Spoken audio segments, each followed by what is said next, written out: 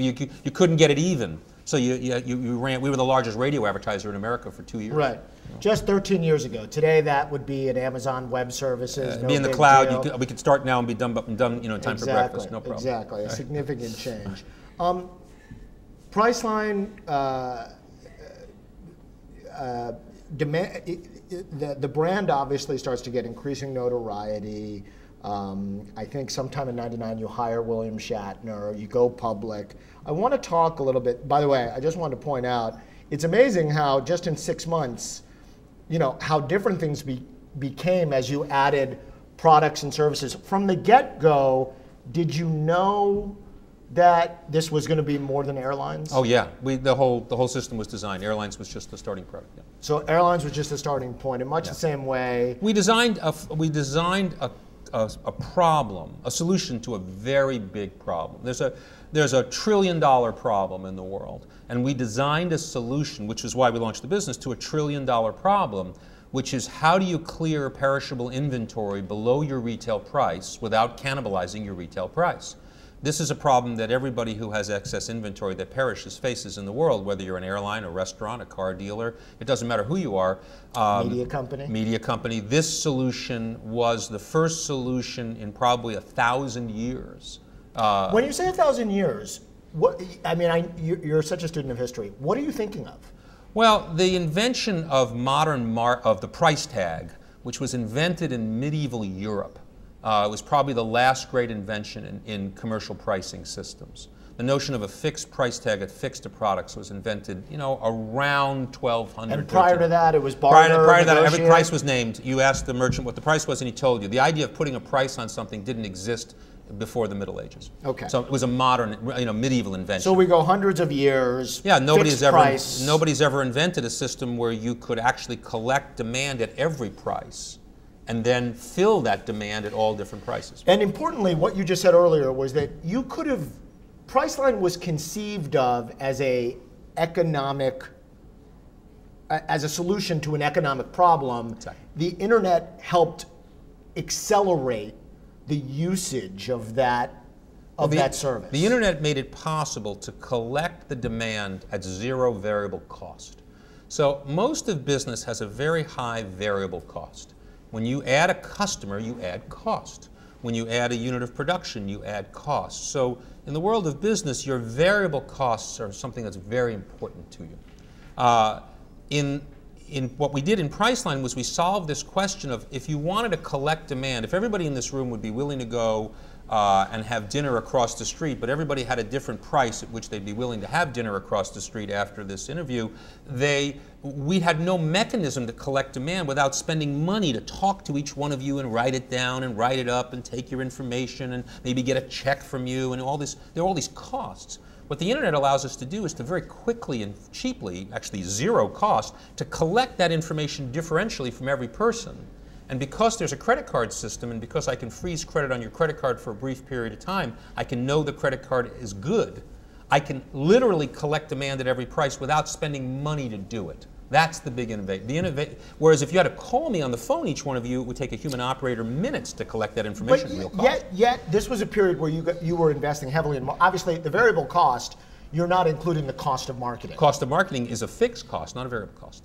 Marketing is a fixed cost. You basically spend what you spend in marketing, right? That's a cost you choose to make. Well, some would argue Google. Well, that's modern. You can buy in AdWords. That's a variable cost model. Right. We actually invented that at Walker Digital. Right. Oh, so we'll come to talk about that. Yeah. So we invented the notion of how might you collect demand where the collection was itself a variable advertising. Okay. So we'll come to talk about that. Yeah. The next thing I want to show is this very interesting graph, which shows the history of the Priceline share price over time. And as you can see, just over the last several years, Priceline today is a $37 billion market cap company. Revenues have doubled year over year for the last 3 years. And clearly, for those who don't know, Priceline is the most valuable internet company on the East Coast today, and certainly the biggest internet company in New York. But I wanted you to talk about this period because one of the things we're trying to work on here is bring some definition to these historical periods that get talked about in a kind of very breezy fashion within certainly technology circles today. And one of those things is the bubble. And you, as a high-flying, running one of the most high-profile internet companies of its period, with an unbelievable IPO that then had great volatility even before the markets. I mean, you see the stunning volatility in the first couple of years, and then a precipitous decline, really, I think, after you had already made a decision to step aside from Priceline, right? By that point, you'd already hired a CEO, and the company was going to do its own thing, and you were kind of returning to Walker Digital. But before that happened, what was this period on the graph? And here, can I walk around with this thing, or is this going to, like, I'm talking about this beginning piece here, right? Like, what was this period like for you, Jay? As the stock, and what was it like inside the company, and what was the dynamic of the bubble environment? I have trouble remembering last week. So, try. So I think you can do it. You're looking at the stock market here, which is a reflection, if you will, of the general consensus of the moment of what is and is not valuable. So think of the stock market as sort of like the weather for today. It changes every day, depending on what people feel about the weather. If you look at it a long enough period, you see a picture of value, whereas in a given day, you don't see a picture of value, you see a picture of what the general sort of fashion of the moment is. So in the late 1990s, the internet was viewed much like electricity was viewed or the railroads were viewed. And so if you study the nation's history, you find that America and the world, but America especially, is vulnerable, and it goes through these fads where during a brief period of time an entirely new world opens up, usually some new technology opens up. And while that new technology opens up, people aren't very good at evaluating whether or not you have a good use of the technology and I have a bad use of the technology, or whether every use of the technology is going to work or not. And so during that period, what often happens is there's a rush of development, of innovation, of people entering the marketplace. And during that rush, there is extraordinary expectations that some of those people are going to become giant successes and many of those people are going to become giant failures. But during that period, which sometimes gets called a bubble, if enough investors chase enough stupid ideas, it's called a bubble in retrospect. All right, so you need a lot of investors and a lot of stupid ideas, and then you get a bubble. All right, and this happens throughout history often. It happened with electricity, it happened with the railroads, it happened with Dutch tulip bulbs, it happened with the internet, it happened with the automobile, it happened even with airplanes. There is this sense of, wow, the world is going to change and we're going to be part of it, and investment rushes in. And so that's what happened in the late 1990s. There was this sense that, look, this online world, this internet world, was going to change many different businesses. It was clearly going to change finance, it was going to change media, it was going to change, for example, the music business. It was clear that the information-based businesses were going to change.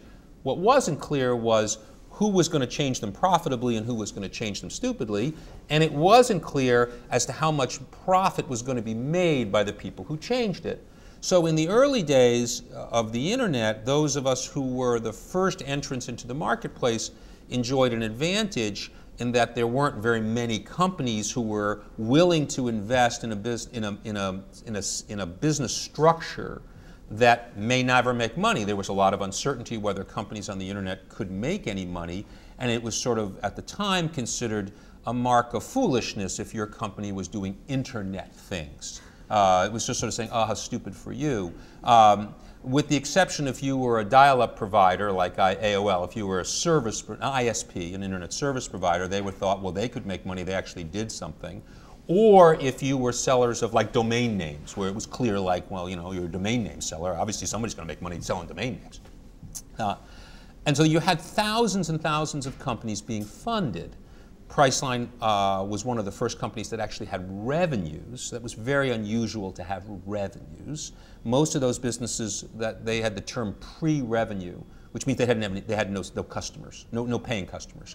Many of them had users, but no paying customers. And when you say most of these companies, you're talking public companies. Well, they weren't public, though. They went public. They did go public. public. A couple dozen of them went public, but many of them didn't go public. There were many of them trying to go public. But yes, there were, in order to get through the Wall Street vetting, you usually had to have some amount of revenues. Not many, but you had to have some. You know, the eBays, the Amazon, Priceline, we had revenues. Expedia had revenues. I mean, there were companies that had some revenue. They didn't have a lot. So that's an interesting category, right? I mean, I want to pause on that. You happen to mention 4 of the early e-commerce companies. This word e-commerce today, probably in the OED, you know, I'm sure an accepted English word. This was not. Well, you may be right about that. Does everyone know what the OED is? Don't embarrass yourself. All right. Okay. See, these guys go to NYU. NYU. Okay. I take it back. This isn't Cornell here. No, I'm teasing. No, I take it back. Jerry need to look up the history of the word. Jerry is a Cornell alum. We have great respect for our friends in the North, and his wife's a trustee. And I'm sure everyone there knows what the OED is. This word e-commerce. Did you find yourself having to explain that word? Were you a poster child of that word? Everybody understood what the word was. There was a real question as to whether or not there were 2 kinds of commerce that most people felt would eventually occur on the web. One was business-to-business commerce, and one was business-to-consumer commerce, right? The term e-commerce came to mean consumer users, though it initially meant both. There was a significant doubt as to how long it was going to take before consumers in large numbers would buy things over this newfangled internet. But there was very little doubt that it was coming. Most of the people felt that the gestation period was going to be quite long. So you had it's typical when you ask experts. Remember, the definition of an expert is somebody who's wrong and just won't admit it. Okay, so when you ask an expert, they're always wrong, always. Okay, it's just a question of whether they're willing to admit it. Real experts know that there are no experts. Okay, and that we're all just guessing. So but when you asked experts, they would tell you that, look, it's going to be 30 or 40 years before people, it took the catalog industry 40 or 50 years before people would shop over the phone in catalogs, and therefore before they'll give their credit card on a website, that was going to be 20 or 30 years because they get their credit card numbers stolen by these evil meanies called hackers, and you would never do that, and the laws weren't going to protect you, and the banks said we don't want people using credit cards on the internet because they were afraid they were going to end up with fraud losses. So those of the people who were in the field and the people even on Wall Street knew that e-commerce was coming. It just was an argument about when, right? Not if. So we spoke on the side about this, and let's talk a little bit about this because this was a founding. I sensed from you this was a founding notion at Walker Digital. This notion of if-when constructs, and you said to me something about inventors. Can you? Well, we were unlike any other internet company. We were founded by inventors. So we came out of a laboratory. So Priceline, along with hundreds of other inventions, were invented in a room with whiteboards with business people. So I didn't employ any tech people. I had no use for them.